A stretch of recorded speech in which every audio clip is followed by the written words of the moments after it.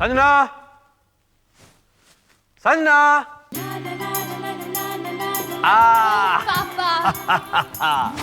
पापा, how's the journey? First class, how are you? I'm fine. पापा अचानक? अरे राजीव, वहां खड़े खड़े क्या कर रहे हो? अरे इधर आओ भाई, गले लगो। हेलो पापा। God bless. अरे पापा, आप अचानक कैसे आ गए? पापा को मैंने यहाँ पे बुलाया। या संजना बिटिया का फोन गया, बस फौरन पहली फ्लाइट से इंडिया आ गया। संजना बता रही थी कि तुम्हारी माँ और बहन आए हुए, हमसे नहीं मिलाओगे? बिल्कुल बिल्कुल। अरे माँ, माँ देखो कौन आया है। सुहानी। क्या बात है बेटा? माँ, ये संजना के पापा हैं। नमस्ते भाई साहब। नमस्ते। पापा, ये मेरी छोटी बहन है। खुश रहो। बहू, तुमने अपने पापा को अभी तक पानी भी नहीं पूछा? ठहरो, मैं लेके आती नहीं हूँ। नहीं नहीं, प्लीज रहने दीजिए, उसकी जरूरत नहीं है। अच्छा है भाई साहब कि विदेश में रहने के बावजूद आप अपने संस्कार नहीं भूले। लेकिन ये सब बातें तो बहुत पुरानी हो चुकी कि बेटी के घर का पानी पीने से कर्ज चढ़ता है। नहीं बहन, आप गलत समझ रही हैं। मैं बेटे और बेटी में फर्क नहीं समझता। ना तो अपने बच्चों को मैं कर्ज समझता हूं और ना ही अपने बाप होने के फर्ज को कर्ज समझकर कुछ वसूलने की उम्मीद रखता हूं। इसीलिए मैंने अपनी बेटी को यह शानदार बंगला खरीद के दे दिया, ताकि शादी के बाद ये और राजीव मेरे साये से दूर अपनी नई जिंदगी की शुरुआत अपने तरीके से करें। क्या कहा आपने? ये बंगला आपने खरीद के दिया है?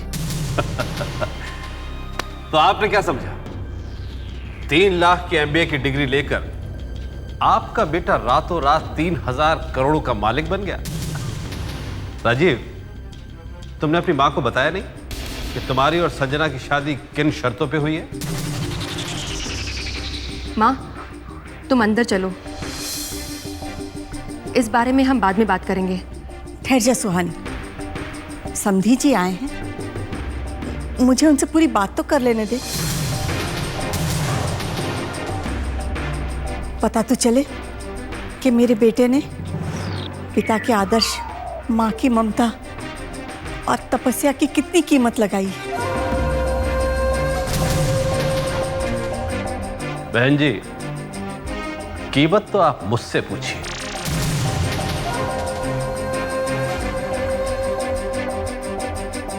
आपका बेटा होनहार है, इंटेलिजेंट है, और सबसे बड़ी बात यह है कि उसे मेरी बेटी संजना ने पसंद किया है। और मेरी बेटी जिस चीज को पसंद कर लेती है उसे मैं खरीद लेता हूं।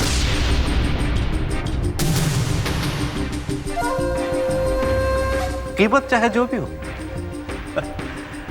आप सोच भी नहीं सकते कि हमने आपकी बेटी की क्या कीमत लगाई।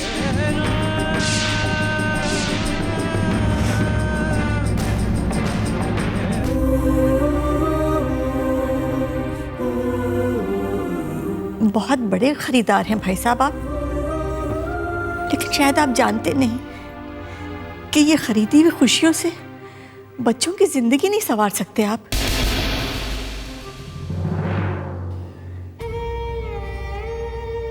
बल्कि आपसे बड़ा गरीब आदमी तो मैंने जिंदगी में देखा नहीं, जिसने अपनी बेटी के लिए बंगला तो खरीद दिया लेकिन घर नहीं खरीद सके। जब तक बेटी विदा होकर अपने बाप के घर से ससुराल नहीं चली जाती, तब तक वो बाप कर्ज से मुक्त नहीं होता। और जिस बाप के सर पर इतना बड़ा कर्ज हो, वो गरीब नहीं तो और क्या है। बस माँ जी, बस बहुत हो गया। राजीव, राजीव अपने माँ से कहो कि मैं अपने पापा का अपमान और बर्दाश्त नहीं कर सकती। पापा, कम टू द पॉइंट, मुझे अभी फैसला चाहिए। संजना प्लीज, मैं बात करता हूँ। नहीं राजीव, मैंने बहुत बर्दाश्त कर लिया, बहुत इंतजार किया, अभी वक्त है फैसला हो जाए। तुम कहना क्या चाहती बहू? यही माँ जी कि अब आप इस घर में नहीं रहेंगी।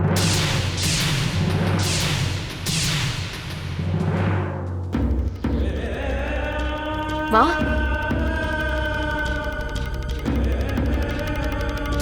माँ, आप ठीक तो है ना माँ? देखा पापा, अब ये शानो शौकत छोड़कर जाने का सदमा इन्हें बर्दाश्त नहीं हो रहा है। नाटक है सब, नाटक। भाभी, मत भूलिए मैं भी एक बेटी हूं और मेरी माँ का अपमान मैं बर्दाश्त नहीं कर सकती। तो फिर अपनी माँ को लेकर यहाँ से चली क्यों नहीं जाती? चली जाऊंगी, जरूर चली जाऊंगी, लेकिन इस बात का एहसास दिलाना चाहती हूं कि मेरे खानदान का खून कभी इतना फीका नहीं था जो अपनी माँ की कुर्बानियों को इतनी जल्दी भूल गया। तो असलियत सामने आई गई।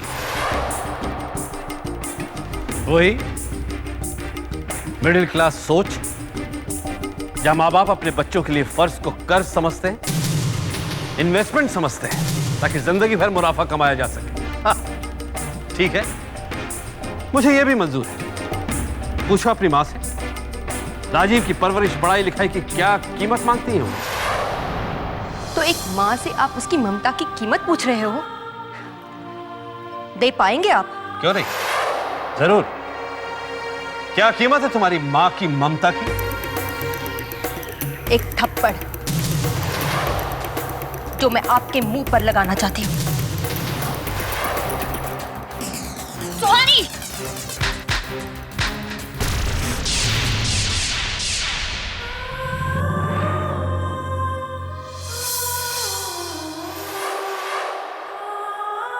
How dare you to say this?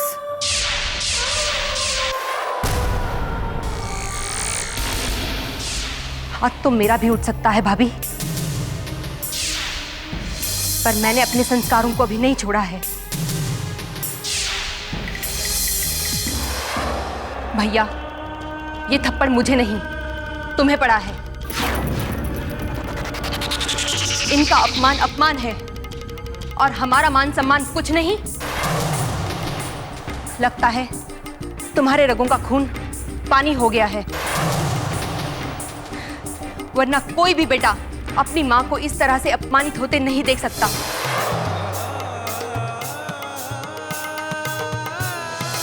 चलो मां,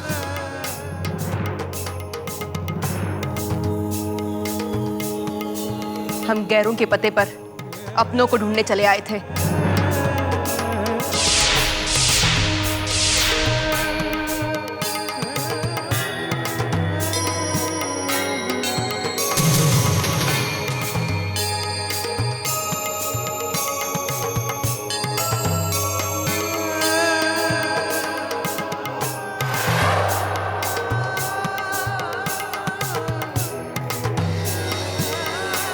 सुनो,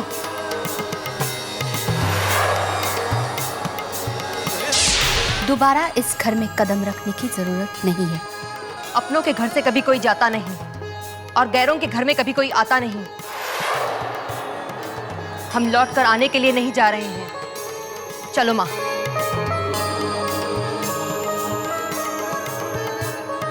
माँ,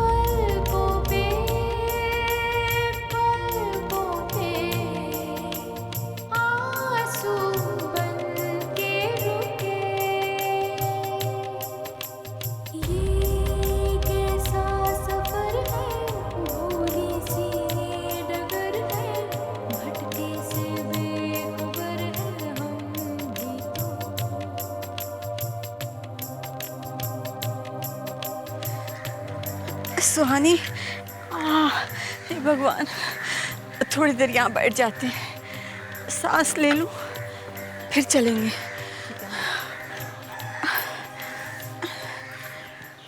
ये देख, ये क्या है माँ? ये 50 रुपए हैं, मेरे पल्लू से बंधे थे, यही साथ आ गए, बाकी तो सब कुछ वहीं रह गया। एक काम कर, तू जाके अस्ताना अंकल को फोन कर ले और उनसे कह कि वो यहाँ आकर हमें जल्दी से इलाहाबाद ले जाए।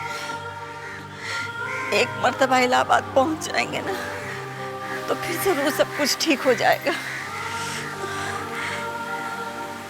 सोच क्या रही है, जाना। तो क्या सच बता पाओगी सबको माँ कि जिस बेटे के सहारे हम इस मुंबई शहर में आए हैं, उसी बेटे ने हमें दर बदर की ठोकरें खाने के लिए छोड़ दिया। अब जो कुछ हुआ है उसे तो भुगतना तो पड़ेगा ही। सच हम समाज से कब तक छुपा सकेंगे? सच तो यही है कि जरूर मेरी परवरिश और मेरे संस्कारों में कुछ कमी रह गई, वरना राजीव ऐसा थोड़ी होता। नहीं माँ, सच सिर्फ यही नहीं है कि श्रीकांत सहाय का खून राजीव भैया के रगों में दौड़ रहा है। वही खून, वही संस्कार, वही परवरिश मुझे भी मिली है।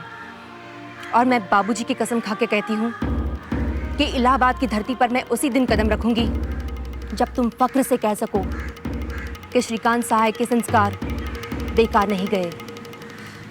लेकिन बेटा, इतने बड़े शहर में हम 50 रुपए के सहारे कब तक जी सकेंगे?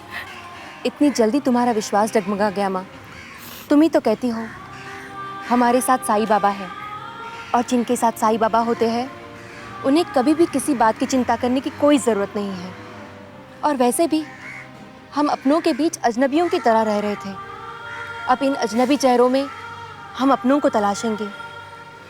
देखना माँ, मैं एक दिन ज़रूर कामयाब होकर दिखा दूंगी।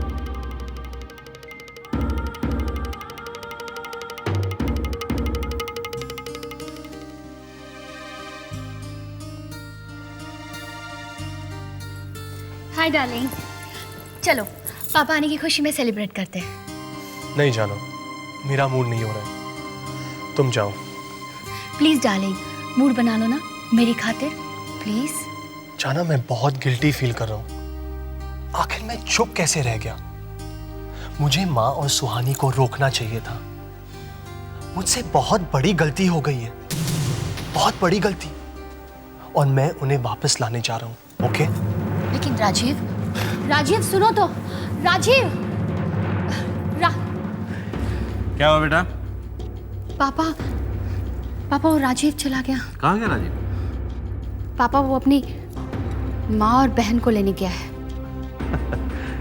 जारद, पापा कितनी मुश्किल से तो वो लोग घर से बाहर गए थे।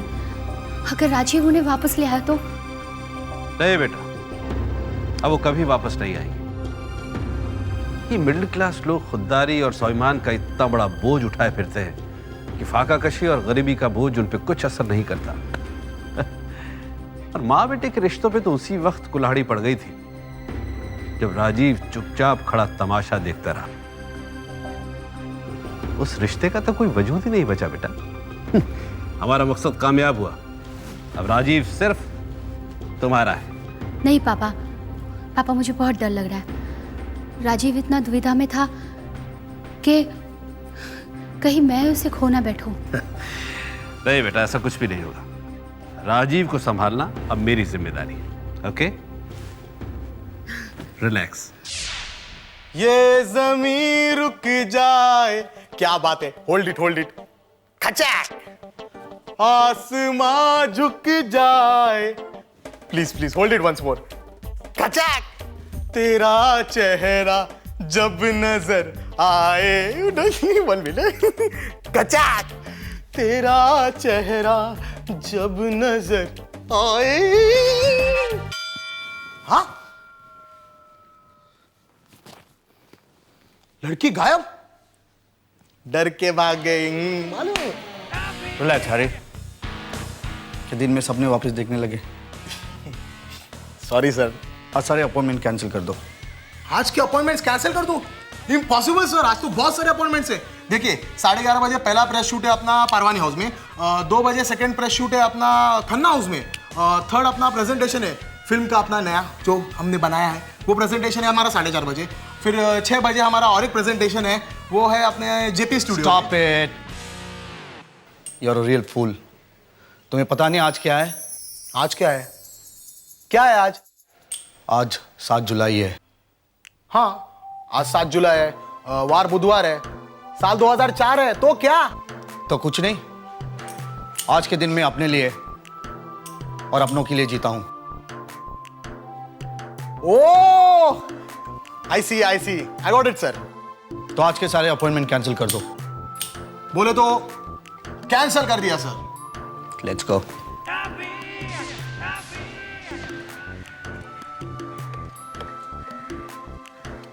Let's go.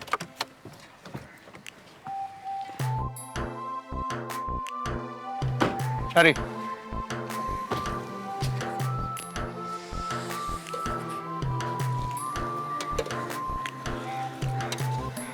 क्या भिड़ो?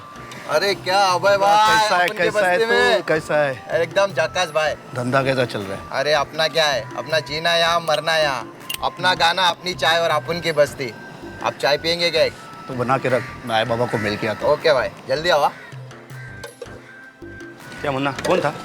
अरे अपने एरिया का छोकरा है, अभी एडवर्टाइजिंग फील्ड में है, फेमस फोटोग्राफर, बड़े बड़े आर्टिस्ट लोग का फोटो निकालता है।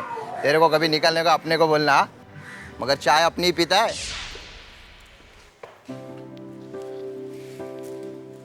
आई बाबा।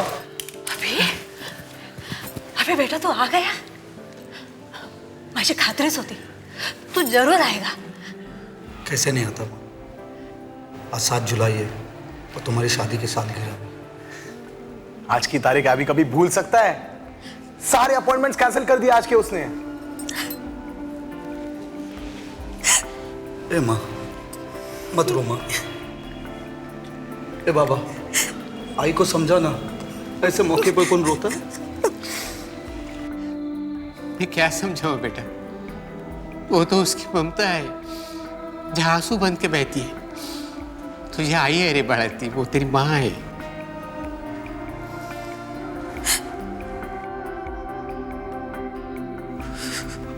बाबा, प्रशांत का फोन आया था। नाम मत लो उसका। जब से शादी करके इंग्लैंड गया ना, तब से माँ बाप को भूल गए। वो अपना बेटा नाही राहा अभी, तो नाही आमचा मुलगा राहिला आता। नहीं रे, पण त्याचं नाही मला वाईट वाटत। तू मेरे अपने बेटे से ही बढ़कर है रे बेटा। इसीलिए शायद भगवान ने तुझे हमारे पास भेजा है।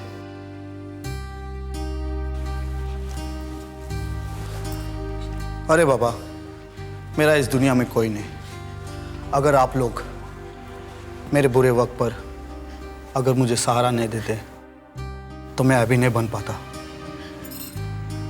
अभिमान, प्रशांत पेक्षा हमें तेरी याद ज्यादा सताती है। इसीलिए तो कहता हूँ, आई मेरे साथ चलो और मेरे साथ रहो। नहीं बेटा नहीं, ये तो हमारा पुरखों का घर है। तू आता जाता है त्यातच आम्हाला आनंद है, इसमें खुशी है। भगवान तुला असंच यश देव। मेरा आशीर्वाद हमेशा तुम्हारे साथ है।